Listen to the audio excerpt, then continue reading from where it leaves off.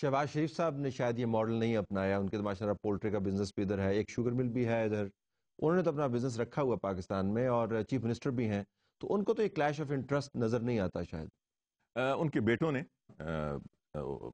सुलेमान बुनियादी तौर पे वो लुक आफ्टर करता है, वो बिजनेस में है और वो सियासत में नहीं है। लेकिन मॉडल तो है ना, शहबाज शरीफ साहब का बिजनेस है ना जी, ठीक है उनके बेटे हैंडल कर रहे हैं, बट दैट शहबाज शरीफ साहब का बिजनेस है ये।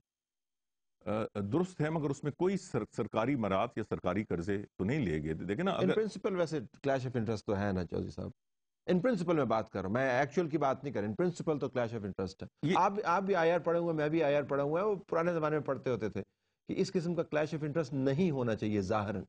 मेरा ख्याल है कि वो जो फाइन लाइन है, मैं आपसे इत्फाक करता हूँ, और आजकल का जो माहौल है, मेरा ख्याल है कि हमें इस पे अब ये लाइन ड्रॉ करनी चाहिए। मैं आपसे इत्फाक करता हूँ। नवाज शरीफ साहब को कभी आपने कहा कि अपना पैसा वैसा पाकिस्तान वापस लेके आए, अब तो माशाल्लाह अगली हुकूमत बनाने की उनको उम्मीद है और रखनी भी चाहिए, वोट बैंक है आपके पास, तो ज़रा बिजनेस यहाँ पे ट्रांसफ़र करें, क्यों बढ़ोतरी किए जा रहे हैं? सारे पाकिस्तानियों को हम कहते हैं पाकिस्तान फर्स्ट, लीडरान जो हैं वो पाकिस्तान फर्स्ट कहते कहते बाहर चले जाते हैं।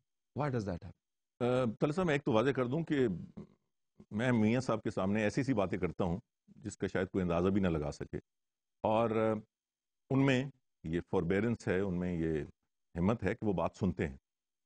जहाँ तक इस खसूसी मसले की बात है, मैं आपसे पहले भी गुजारिश कर चुका हूँ कि वो पाकिस्तान से पैसा नहीं लेके गए कि मैं उन्हें कहूँ कि ये पैसा वापस ले आएं। यहाँ ये एक फैशन बन गया है, तकरीरें भी होती हैं अपने पराए, क्योंकि एक फैशन बन गया है ना। फैशन ये आपकी उनकी हुकूमत जो है 2 मरतबा करप्शन के चार्जेस पर डिसमिस हुई है, तो फैशन नहीं है, इसका एक कॉन्टेक्स्ट भी है ना। नहीं, मेरा ख्याल है करप्शन की थोड़ी सी तमीज़ होनी चाहिए। करप्शन वो है कि अगर आप कमीशन लें, किकबैक्स लें, किसी न किसी हवाले से एक नाजायज़ फ़ायदा उठाएं। आज तक मियां नवाज शरीफ साहब के खिलाफ जो भी इल्ज़ाम लगे हैं, और मैं वही अल्फाज पीपल्स पार्टी के दोहराना नहीं चाहता कि वो भी कहते हैं कि हम पे भी इल्ज़ाम है, हालांकि उन पे सिर्फ इल्ज़ाम नहीं, उनके इंटरनेशनल कोर्ट्स में वो कन्विक्ट हुए हैं, और वो केसेस करप्शन से, बिल्कुल ब्लैक एंड व्हाइट करप्शन के थे। मियां नवाज शरीफ साहब के खिलाफ जो भी इल्ज़ाम लगे हैं, और मैं सिर्फ इल्ज़ाम पे जोर दे रहा हूं, वो लोन्स के हवाले से लगे। इन्होंने ये लोन लिया, ये गलत लिया, ये गलत दिया। उन्हें जो कहते हैं करप्शन का आज तक एक केस भी सामने नहीं आया, और ना उनका खिलाफ करप्शन का केस बना। नैब के अंदर कुछ पड़े नहीं हुए थे केस उनके हवाले से, जाती तौर पर नहीं, लेकिन करप्शन के हवाले से नहीं, ना उन पे, ना फैमिली पे, आप खुद देख लें, करप्शन के हवाले से नहीं। हुकूमत चूंकि डिसमिस हुई थी उनकी करप्शन के ऊपर, तो वो तो ज़ाहिर है एक खास सियासी माहौल के अंदर हुई थी और वो सियासी इल्ज़ाम था, लेकिन corruption wise he does not have a record. Let's for the record again, तो सब आप जैसे बड़े जी शऊर साफी के सामने पहली दफा डिसमिस हुई एक शख्स ने की, गुलाम इसाक ने, प्रेसिडेंट ऑफ पाकिस्तान। हाँ, मगर सुप्रीम कोर्ट ऑफ पाकिस्तान ने through an almost unanimous decision but for one जज ने बहाल कर दिया। सो आपका ये और बेंच हेड कौन कर रहा था?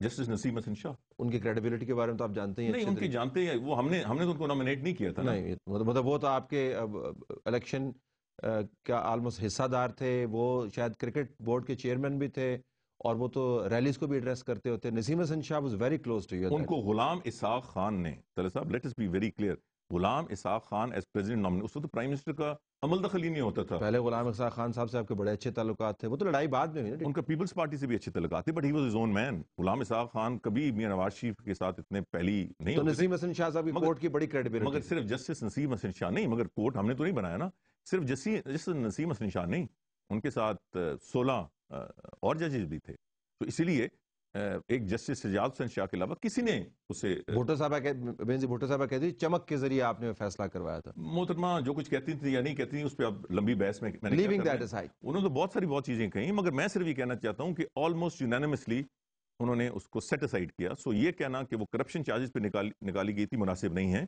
दूसरी दफा भी जनरल मुशर्रफ ने, वो तो बार बार यही कहते हैं ना कि अगर मुझे मेरे जहाज को आगे पीछे ना किया जाता, मुझे निकाला ना जाता, तो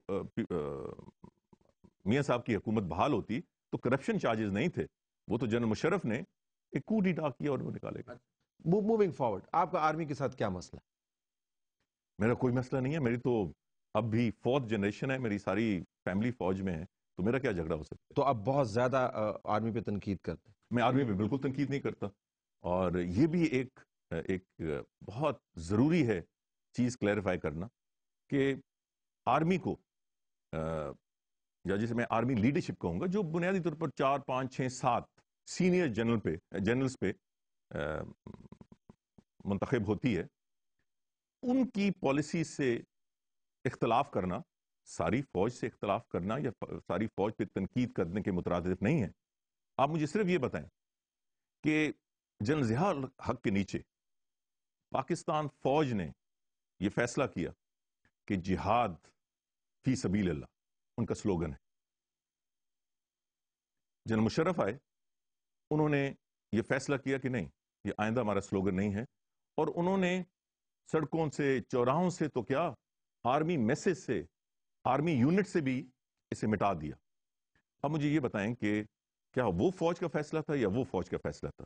یہ جو سارے فیصلے ہوتے ہیں، یہ ایک کلیک کرتی ہے جو جسے ہم آرمی لیڈرشپ کہتے ہیں، اور وہ کلیک وہ ہوتی ہے جو اس وقت کے آرمی چیف کے ارد گرد 4 5 ہیں، جسے آپ کچن کیبنٹ فیڈرل لیول پہ یا سیاسی لیول پہ کہتے ہیں، وہ ہے۔ تو مجھے کئی ایشوز پہ آرمی لیڈرشپ کے حوالے سے اختلاف ہوتا ہے، اور یہ اختلاف فوج کے حوالے سے نہیں ہے، یہ اس آرمی لیڈرشپ کی پالیسیز کے حوالے آرمی کی کچن کیبنٹ سے آپ کو بعض ایشوز کے اوپر اختلاف ہوتا ہے۔ آج کل کن ایشوز کے اوپر اختلاف؟ سب سے بنیادی ایشو تو یہ ہے کہ مشکل ترین حالات ہیں، ہم سب کو اپنے آپ کو بدلنا ہوگا اگر اس مشکل حالات سے ہم نے اپنے آپ کو نکالنا ہے، اور اس میں سیاستدان سرفہرست ہیں، عدلیہ ہے، میڈیا ہے، فوج بھی شامل ہے، کیونکہ یہ اقتدار کا حصہ رہے ہیں۔ آج کل انڈائریکٹ اقتدار کا حصہ ہیں، اکثر و بیشتر وہ ڈائریکٹ اقتدار کا حصہ رہے ہیں۔ ان کو بھی اپنے طور طریقے بدلنے ہوں گے۔ جب تک یہ بدلیں گے نہیں، اس وقت تک ملک میں نہ تبدیلی آئے گی نہ بہتری آئے گی۔